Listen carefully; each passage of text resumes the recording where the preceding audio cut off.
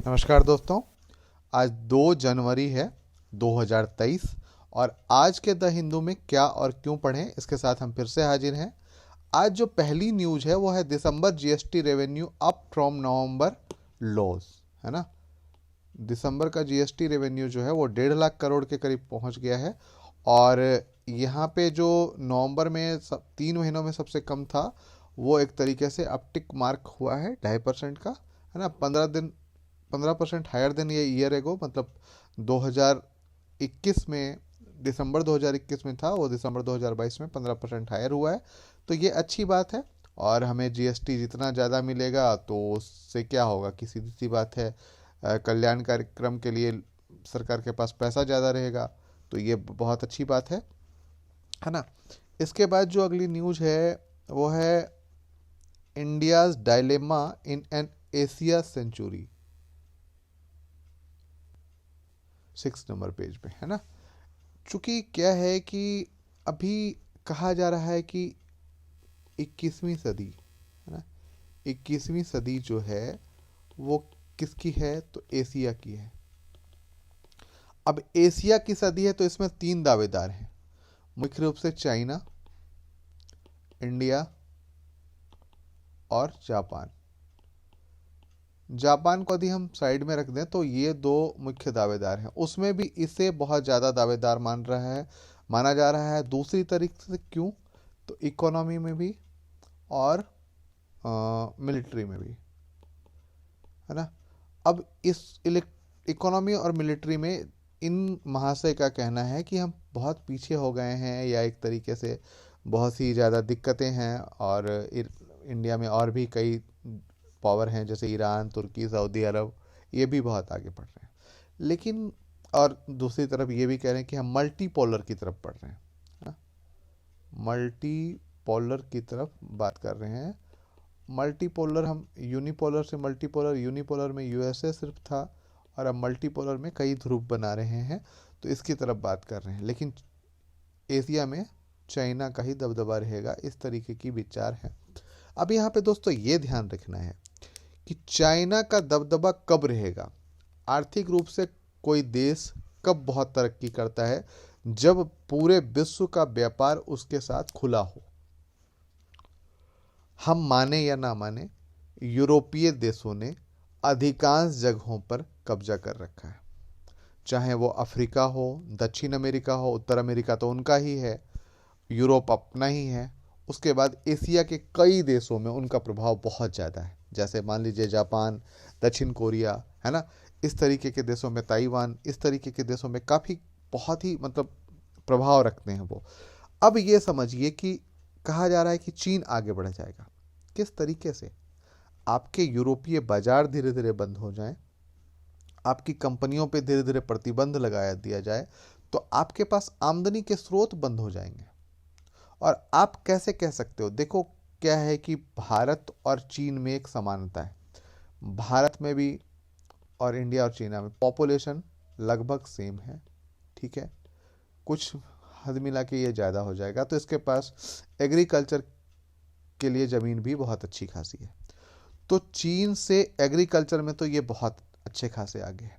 Technology यदि Europe की मिल जाए, है ना, यू की मिल जाए, यूएसए की मिल जाए, और इसके दोस्तों जापान, कोरिया की मिल जाए, है ना, तो क्या होगा?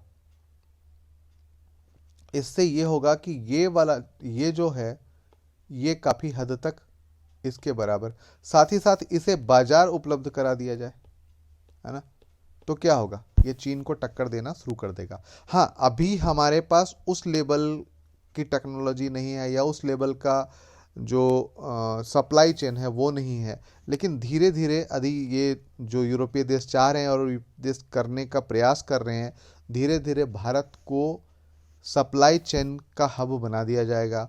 चूंकि हमारे पास डेमोग्राफिक डिविडेंड है, तो हमारे पास भी लेबर अपेक्षाकृत कम नहीं है, ठीक ठाक संख्या में है। साथ ही साथ 2-3 देश और हैं जो पूर्वी एशियाई देश है, वो भी, बांग्लादेश, है ना। तो इस क्षेत्र में तरक्की बढ़ती चली जाएगी।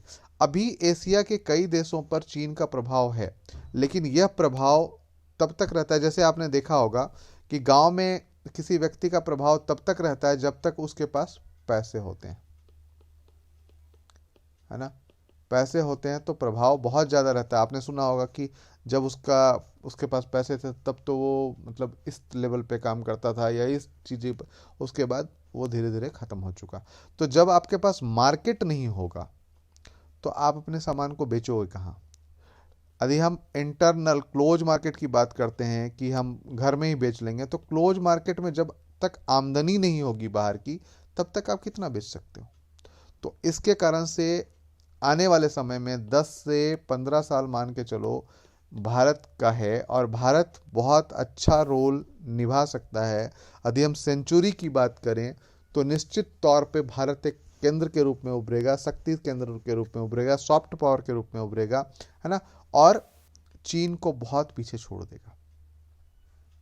ठीक है, तो हैप्पीमन जैकब ने जो भी लिखा हो, लेकिन फिर भी हमें यह ध्यान देना चाहिए कि भारत को निराश होने की ज़रूरत नहीं है, क्योंकि धीरे धीरे जो क्या बोलते हैं यूरोप की फैक्ट्री जिसे चीन को कहा जाता था, वो धीरे धीरे शिफ्ट हो रहा है।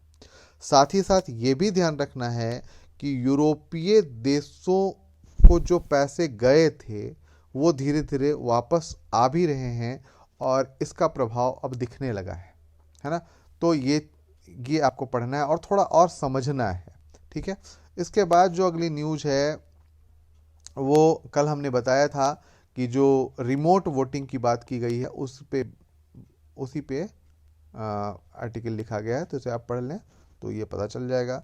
इसके बाद है एक न्यूज़ है the challenge of deep fake, है ना। बहुत ही बड़ी न्यूज़ है ये, बहुत danger of deep fake. Deep fake का मतलब होता है कि चेहरा आप ही का हो, पर वो जो मान लो एक वीडियो आपने बनाया और उस वीडियो में आप ही की आवाज़ में, आप ही की लिपसिंग में कोई ऐसा कंटेंट डाल दिया गया हो जो आपने कभी बोला ही ना हो। मान लीजिए कि जैसे ट्रंप जानते ही हैं, अमेरिका के राष्ट्रपति रहे हैं, इन्होंने वीडियो में कुछ एक बातें कही। अब इनके भाषण को तोड़ मरोड़ के इन्हीं के वीडियो में इनके लिपसिंग के साथ डाल दिया गया और उसे वायरल कर दिया गया। अब कुछ लोगों ने तो मान लिया कि इन्होंने जो कहा, मतलब वो जो वीडियो चल रहा है वो सही है, और कुछ लोग भले नहीं माने। लेकिन मान लो कि 100 लोग हैं और 100 लोग में 50 लोगों ने मान लिया कि वो ट्रंप ही बोल रहा है, तो क्या होगा। और ट्रंप ने ऐसा भड़काऊ भाषण दिया कि दंगे भड़क सकते हैं। उस काल्पनिक वीडियो में या उस डीप फेक वाले द्वारा चेंज किए गए वीडियो में ऐसा भाषण दिया गया। चलिए एक भारत का उदाहरण लेते हैं। भारत में प्रधानमंत्री मोदी ने कोई भाषण दिया और उस भाषण को डीप फेक के माध्यम से एक संप्रदाय के खिलाफ जहर उगलने वाला बना दिया गया, है ना। और इस वीडियो को वायरल कर दिया गया।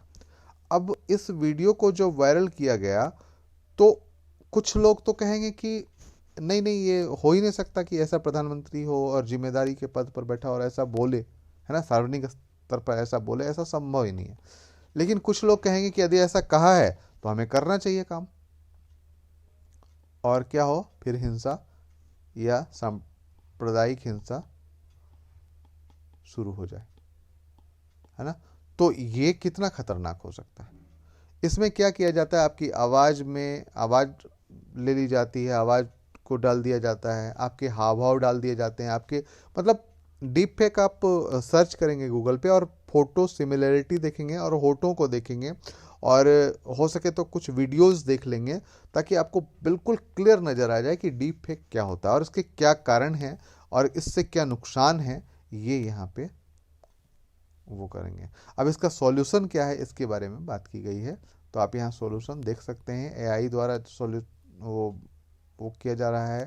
साथ ही साथ इसे रोकने के लिए बहुत सारे उपाय हैं, कभी फुर्सत में हम बताएंगे। ऐसे थोड़ा सा बता देते हैं। एआई के द्वारा ही चेंज किया जाता है और एआई के द्वारा रोका जा सकता है। क्वांटम कंप्यूटर जो कि अभी नहीं आया है, इसकी तकनीक का उपयोग जब हो जाएगा तो डीप फेक जैसी चीज़ें रही नहीं जाएगी, है ना। डीप फेक जैसी चीज़ें बिल्कुल नहीं रह जाएंगी, क्योंकि क्वांटम कंप्यूटर की क्षमता इतनी है कि वो मिली सेकेंड, माइक्रो सेकेंड या नैनो सेकेंड में ही बता देगा कि ये जो है ओरिजिनल नहीं है। तो ये चीज़ें आपको देखनी थी, ठीक है। इसके बाद है India and Austria sign migration and mobility agreement, है ना। तो ये देखना है India migration and mobility agreement, जिसको MMPA कहते हैं वो। तो प्रवासी जो जा रहे हैं या जो वहाँ पे रह रहे हैं भारतीय, उनके आदान प्रदान में, जैसे यहाँ पे देखिए आप, this is must needed agreement specially in view of sharp increase in illegal migration, है ना, अवैध प्रवासन। Austria was confirmed with last year including over 15,000 illegal migrant from India, है ना। तो ये इसके लिए एक वो बन रहा है ताकि हम मिल के आपस में ये बात कर सकते हैं। साथ ही साथ ऑस्ट्रिया और इस तरीके के देशों के साथ जो हम एग्रीमेंट कर रहे हैं, ये यूरोपियन यूनियन के द्वारा फ्री ट्रेड एग्रीमेंट की जो बात चल रही है, इसकी दिशा में भी बढ़ाया गया एक कदम है। तो ऑस्ट्रिया के बारे में आप देख लेंगे, ऑस्ट्रिया कहाँ पे है, और इसका मैप देख लेंगे, ठीक है। तो आप इसका मैप देख के इसको नोट डाउन करके या इसको रख लेंगे, है ना। इसके बाद जो अगली न्यूज़ है वो है unemployment rate rises to 8.3% in December, highest in 16 month, है ना। अनएम्प्लॉयमेंट रेट फिर बढ़ गया है ना, और ये एक चिंता का विषय है, बहुत ही बड़ी चिंता का विषय है। पेज नंबर 10 पे ही था, पेज नंबर 10 पे ही है, अनएम्प्लॉयमेंट रेट यहीं पे है। Unemployment rate rises in 8.3% December, highest in 16 month से रिपोर्ट, एक रिपोर्ट है CMIE की, है ना। तो वो कह रहा है कि 8.3% बढ़ गया है। मान के चलिए कि 4 से 5% का एम्प्लॉयमेंट रेट बहुत अच्छा हो माना जाता है, लेकिन ये 7-8% और इधर बढ़ जाता है तो ये बहुत ही चिंता की बात है ना। तो आखिर क्या किया जाना चाहिए कि एम्प्लॉयमेंट, साथ ही साथ एक चीज़ और भी है दोस्तों कि इन अनएम्प्लॉयमेंट रेट, बेरोजगारी की दर बढ़ जाती है, इसका पीछे कारण होता है चक्रीय बेरोजगारी, है ना। चक्रीय बेरोजगारी एक बहुत बड़ा कारण है भारत में, कि जब लोग खेती के मौसम में, कटाई के मौसम में जुट जाते हैं तो उसे रोजगार में गिन लिया जाता है, और फिर चुप छोड़ देते हैं तो वो उसे बेरोजगार मान लिया जाता है। लेकिन यहाँ पे अर्बन अनएम्प्लॉयमेंट रेट भी है जो 10% है ना, इन दिसंबर फ्रॉम 8.96% है। अब यहाँ पे समझिए कि आखिर ये बढ़ क्यों रहा है। कई कारण हैं, इनमें से एक कारण ये भी है कि मंदी की आशंका के कारण ना बहुत सारी चीज़ें या बहुत सारे लोग अभी पैसा लगाना नहीं चाह रहे हैं। जैसे मंदी की आशंका है, शायद कोविड की आशंका है। कोविड की आशंका, जैसे आपने सुना होगा कि भी चीन में बहुत ही तेज़ी से कोविड फैल रहा है, और उसकी आशंका के कारण भारत में भी ये मंदी या कोविड प्रोटोकॉल के नियमों की बात हो जा रही है। तो इसके कारण से कई लोगों ने इस पर पैसा लगाना बंद कर दिया है। तो जब पैसा लगाएंगे नहीं तो एम्प्लॉयमेंट जनरेट नहीं होगा, और इसके कारण से बेरोजगारी की दर बढ़ेगी, ये मामला है। तो खैर, फिर भी आप देखेंगे कि बेरोजगारी दर बढ़ने के क्या कारण होते हैं और इसे किस प्रकार से रोका जा सकता है, ठीक है। इसके बाद एक छोटी सी न्यूज़ है, क्रोएशिया जो है वो